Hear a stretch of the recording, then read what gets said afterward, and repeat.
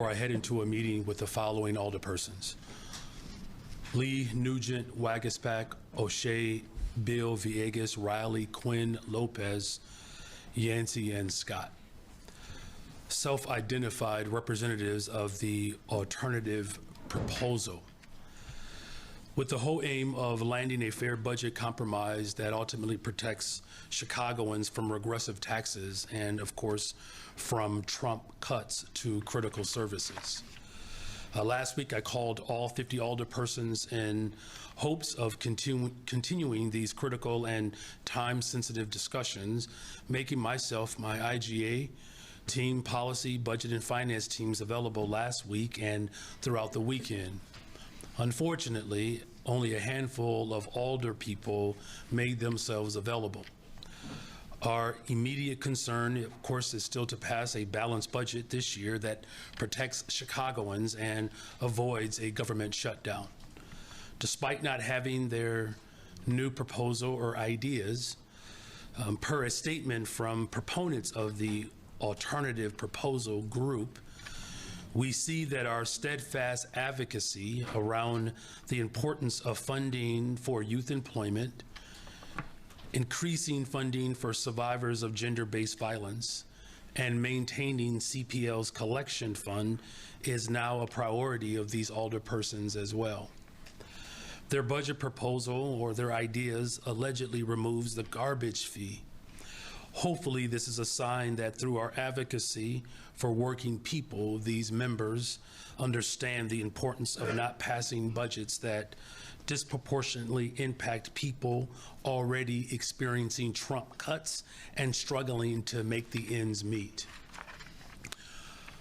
Our position on our side, we are more than willing to look at any proposal that includes real projections that we can verify with our own numbers, of course. We do have some serious fiscal concerns about some of the fine print of their initial ideas. A budget that relies on overly optimistic revenue projections that fail to materialize will ultimately result in us coming back in the middle of next year to balance our budget to continue the funding of jobs, services, and neighborhood development that Chicagoans have come to rely upon. We need to ensure that all revenue projections are grounded in hard numbers and, of course, reality.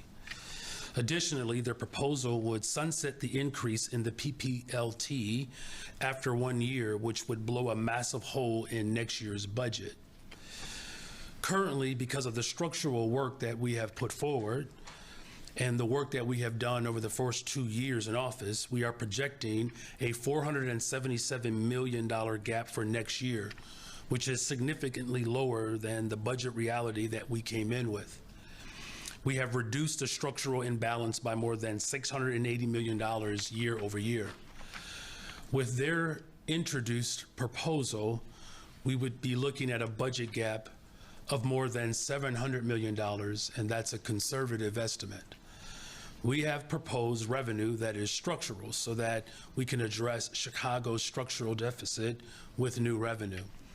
We do look forward to the meeting this afternoon as we work to protect working people and, of course, pass a balanced budget. With that, I'm available for questions, and so is my team. Okay, we're gonna do one question and try to get through everybody. Just pass it along, thanks. All right. Mayor, it sounds like you're saying that without the corporate head tax, the proposal on the table from the alders, the opposing alders, would exacerbate the city's budget deficit in the coming years, and that it is essential that you have revenue that you can count on. Is that correct? And it seems like, given that the garbage tax has now been abandoned by the alternative proposal, that to these alders, the hang-up is the corporate head tax. Is that your read of where negotiations are? Well, I think that the hyper interest of corporations, the corporate head tax has always been the issue, right? So that's not a breaking discovery.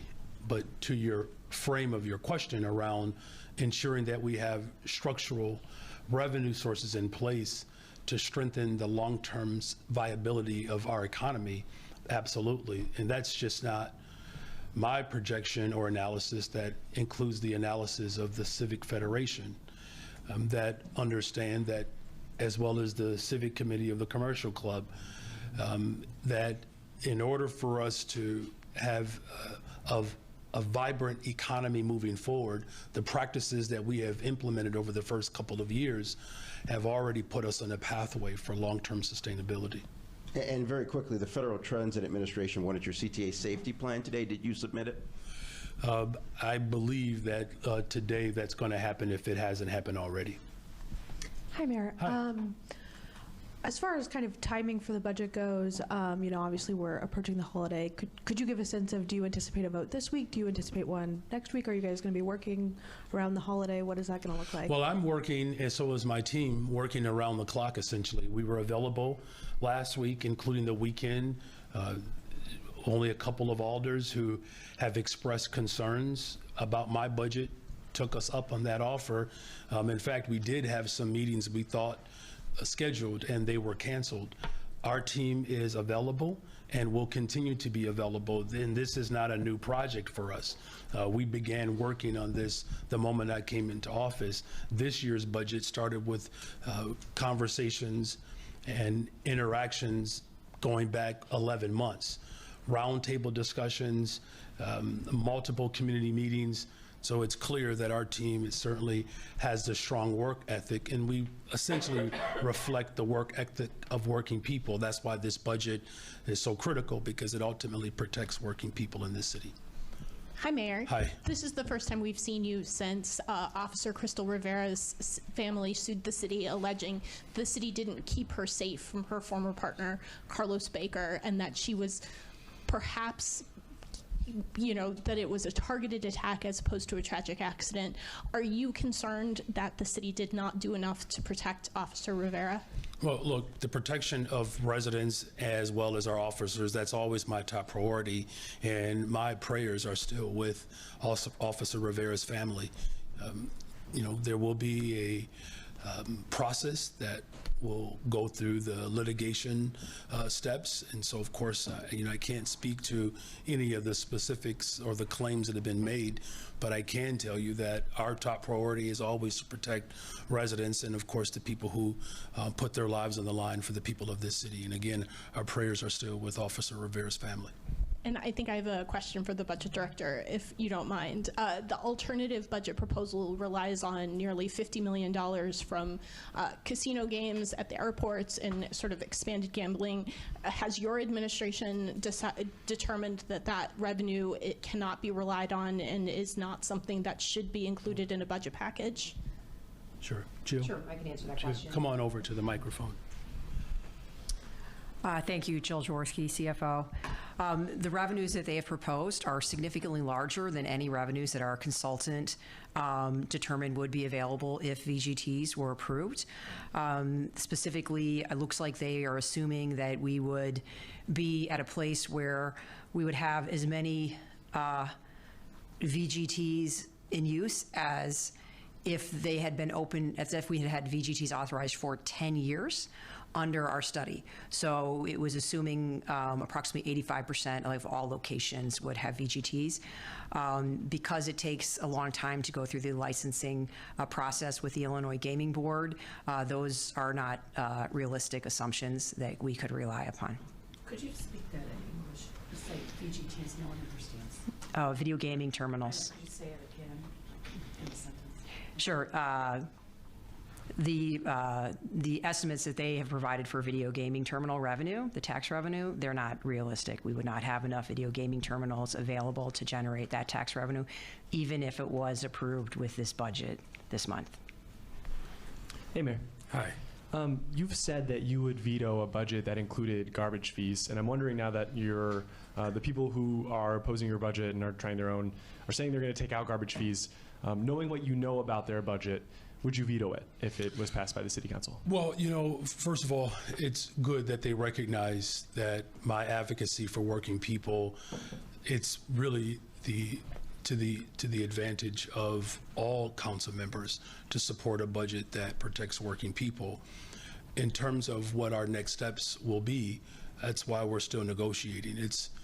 We're not at a point where, I can make, that assertion. What I said, and I still stand by it, is that having a budget that protects working people has always been my top priority, and that's who I'm fighting for. I'm not, necessarily trying to defend these big corporations, right? They already have their defender in chief, and quite frankly, they're already benefiting from tax cuts that they received from the Trump administration.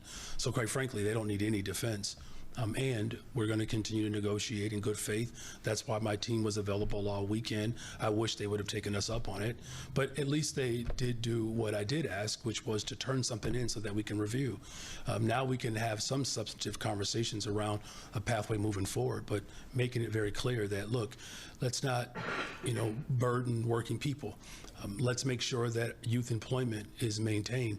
Again, there are some concerns about their what, quite frankly, I believe are some exaggerated projections. I don't believe that's responsible budget management, particularly because we know that our economy can be quite elastic, and we have to be open and available to trends that we don't have control over, particularly coming from the federal government. I want to ask a follow-up on that projection issue. You all have noted that it's illegal for the city to not pass a balanced budget. How does that determination get made? Is there some possibility where you all would rule that that's just not a balanced budget? Yeah.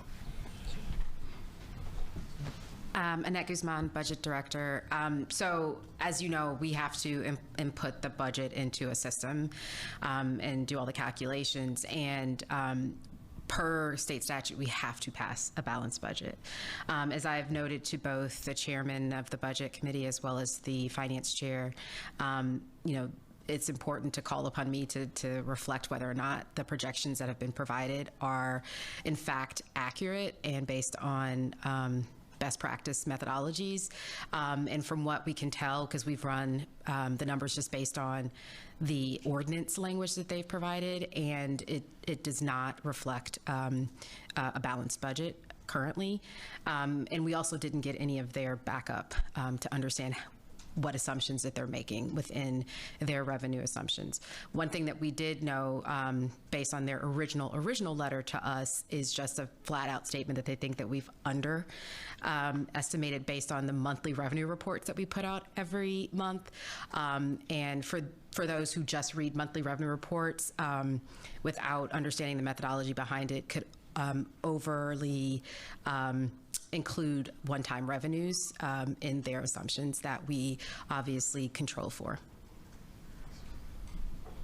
Hi, Mayor. Hi. I just came from a press conference with members of the alcohol industry, the hospitality industry, and they're concerned about this alternative budget proposal, including changes to the retail sales tax for takeaway alcohol consumption. They're calling that regressive, saying it would hurt small businesses and consumers. Where do you fall on that? And especially because you proposed a budget without a grocery tax, do you think this is in a similar vein regressive? Well, look, we've already put forth a proposed budget that challenges these corporations, the largest ones, to put more skin in the game. In fact, some of the feedback that we received was that our community safety surcharge, which is an important investment that corporations want us to make, that we did not situate our calculation around the technical definition of a small business. So we have even expressed and shown a willingness to shift the threshold for businesses that would be brought into this revenue stream. As far as the liquor lobby, I do understand their concern. I'll just put it point blank. As far as the intentions around it, you would have to get that understanding from those who are proposing it. But we do certainly understand their concern.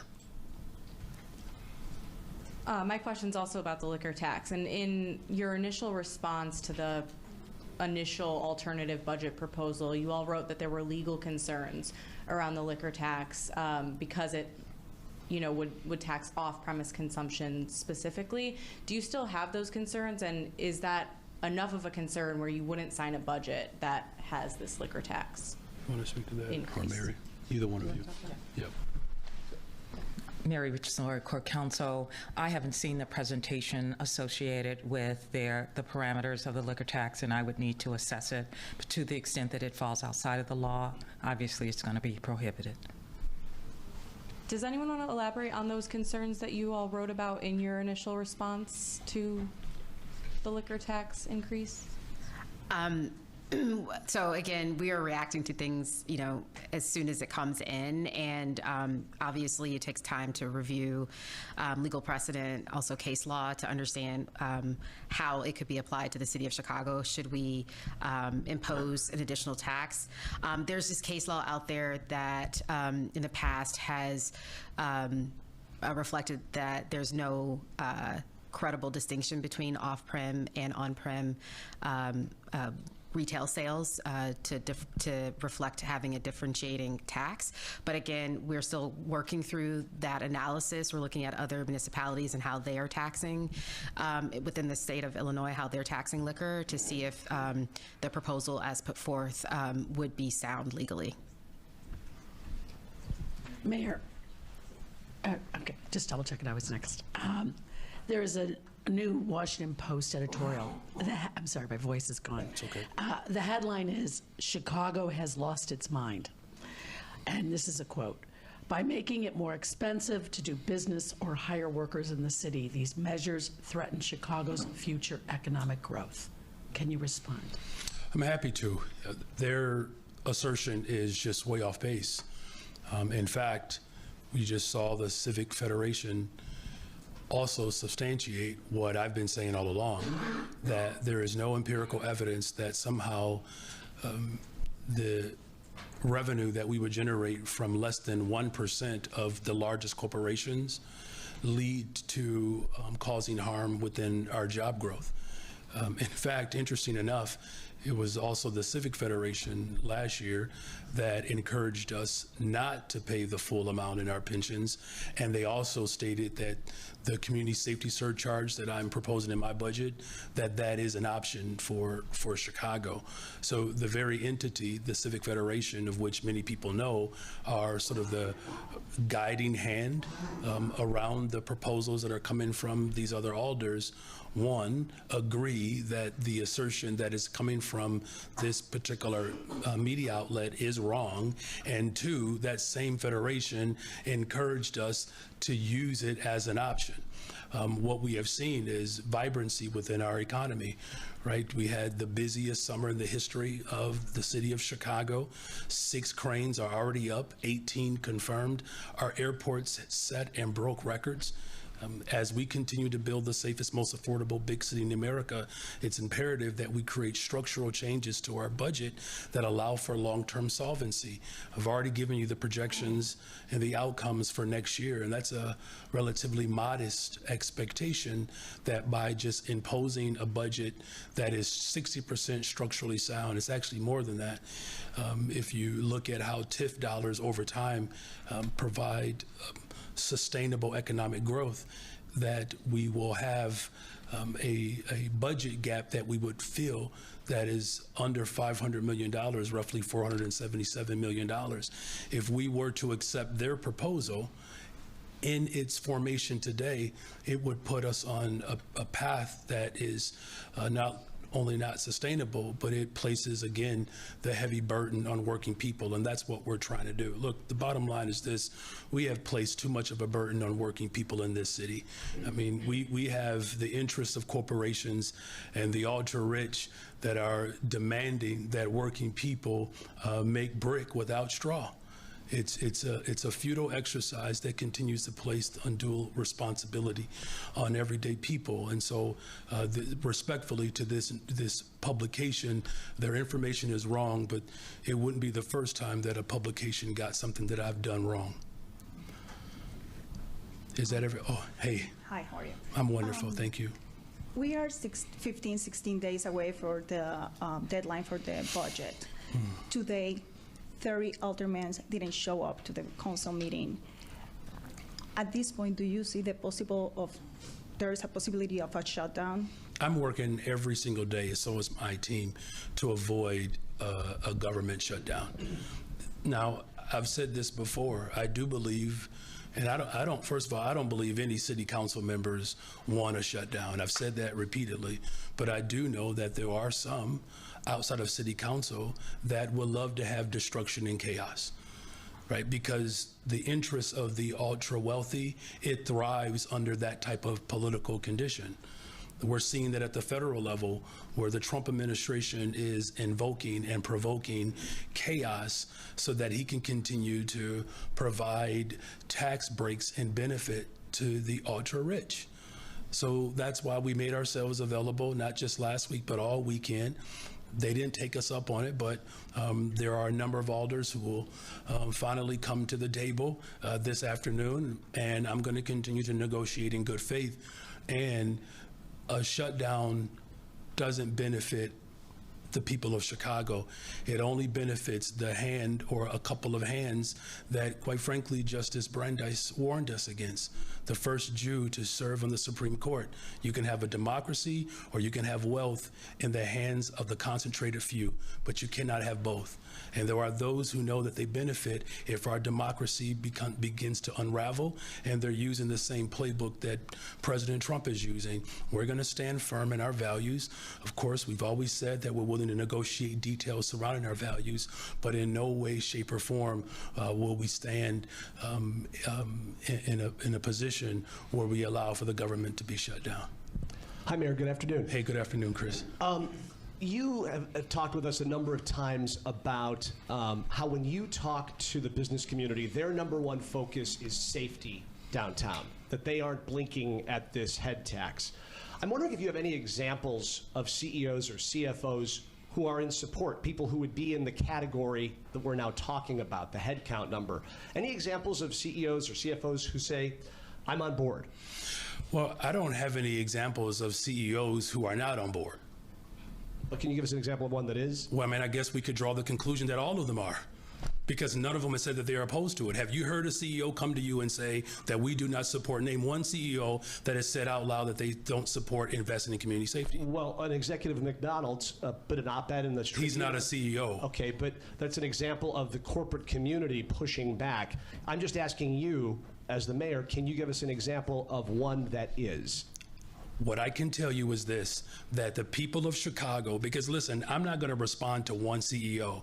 74, 75%, as high as 80% of Chicagoans support challenging these big corporations to pay their fair share in taxes.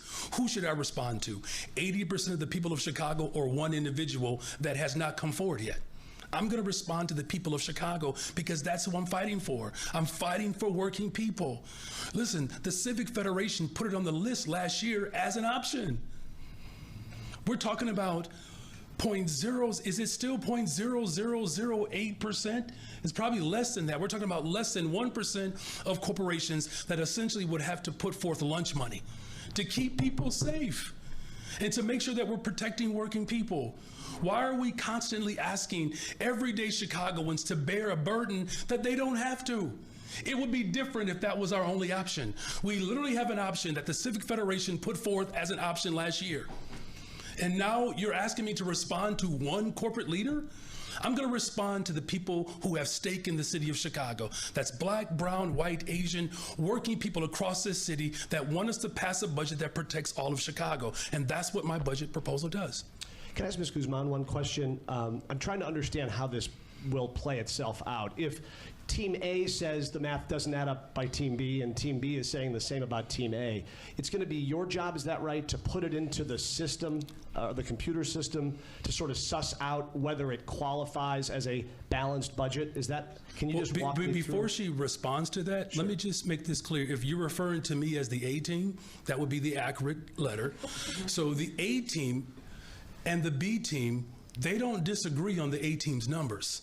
I just want to make that point very clear. There's not a disagreement on our projections from them. So the B team knows that the A team's numbers are right. The B team issue is, do we balance the budget with less than 1% of corporations who make billions of dollars, or do we balance the budget off of working people? All right, so now you can explain the technical side of it. Sure, thank you. A-team. You love it when a plan comes together. Thank you for the question. So absolutely, we have to put the numbers in the system to make sure that they balance out. And ultimately, during the year, I'm the one responsible for the performance of those revenues. I have to report on them every single month. I have reports that are due to City Council. So ultimately, at the end of the day, it's really important that we coalesce around an agreed upon number, because the responsibility falls on the executive if the numbers turn out not to be correct. That's why we put forth our revenue numbers, our forecasts. We provide our methodologies, our assumptions, so that everyone can see why we came to the revenue and, frankly, expenditure projections that we did. We have not seen the same from this group. We have no idea what they're basing their numbers on. They have not shown us any data. They have not provided any indication as to why they think their numbers are higher. We spend all year doing this. And so at the end of the day, as I said before, both the chairman, I've suggested to the chairman and both the chairman of the Budget Committee and the chairman of the Finance Committee to turn to me and provide that during a hearing, whether or not the numbers actually tie out. Thank you. You're welcome.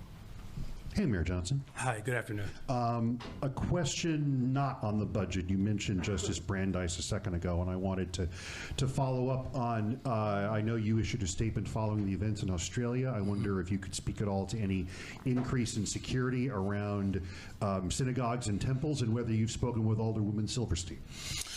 So, our, of course, prayer will continue to be with not just this latest group of people who have been harmed by gun violence, but families across the country and the world who continue to fall victim to gun violence. And, as far as our safety plan, I spoke with the superintendent this morning, so we are, aware of the heightened state of affairs in our world. And, we always remain vigilant to ensure that we're protecting people. And no, I have not spoken with Alderwoman Silverstein. I did leave her a message, however. She has not called me back yet. Hi, Mayor. Point of clarification. You're throwing out some numbers that are different than what we've been hearing before.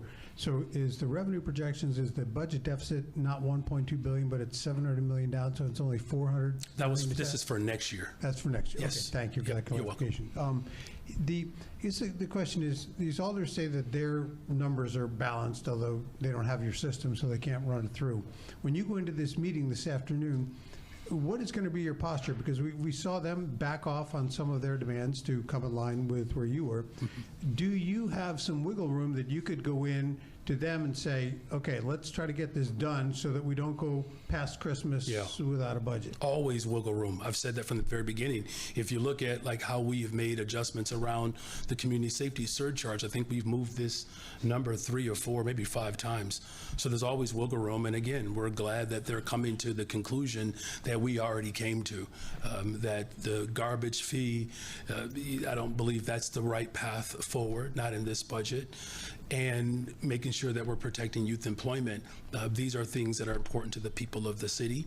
And of course, I'm always going to remain open-minded when it comes to how we negotiate the details around our values. I guess one other clarification. I know you've had conversations with alders over the time period, but this, if I'm not mistaken, is the first time that you're personally going to meet with this group of alternative budget alders to personally as a discuss. group. Yes, as a group. We've had multiple conversations with But many this is of the first time where you're going to sit down face to face as they have requested you to do. Well, as I've requested them to do, let's just get a clarification here. I said, give me something that I can work with. You were here, and I said, give me some alternatives that I can consider to bring to the table. We said that to them 2 months ago. So now they've done that now? 'Cause is that what you're Yes, saying? they have. And so listen, that's a good thing. But, look, we still have work to do, and this is, I don't want to get into a back and forth about who said what first. I'm simply saying is that this process did not begin when I introduced my budget 2 months ago. This process began at the beginning of this year. We've had countless conversations throughout the year around how we build the safest, most affordable big city in America and how we protect all of Chicago. I asked them to do an assignment, of which they made that attempt, and I appreciate that. And I asked them to come to the table with something that we can actually wrestle around or debate with, and they've done that. So that's a good sign for the people of the city. I mean, I've been trying to craft a 5-part question to get an answer from each of you this whole time, and I have not done so. If you permit me, can I maybe just break it into 2 separate questions so it's less confusing for everybody? And to what the budget director was talking about and what you've discussed, I know that things might change by the time they vote, but as proposed, you guys say their balance or their budget is not in balance, or their revenue projections are not. Well, they're admitting that, right? You saw the proposal. It doesn't get to the amount that we need to get to. So everybody's in agreement there that they come up short. But it's okay. We can still work through that. That doesn't stop us from negotiating. But yes, their budget has missed the mark in terms of its revenue projections. Okay, and now I'm just finishing my first question. Yes. But what I'm getting at is if essentially they don't heed some of your warnings about their projections and they move forward and they pass something, is that something that you would veto if you don't believe that the budget is balanced? I know that you're describing like entering into the system, but at a certain point they're all projections, right? Yeah. Would you allow that to go into the year and look to see and wait until June to see how it's going if you make cuts, or would you veto a budget that you did not believe was balanced? Well, let me just first of all say that, Chairwoman Dow, and I give her a great deal of regard in this moment. She has spoken very explicitly that, she trusts our budget director, as so do I. And, we have done well over these last couple of years to the extent in which we can see a brighter future ahead as we continue to make structural changes to a budget that, quite frankly, had been just beaten up over years of negligence.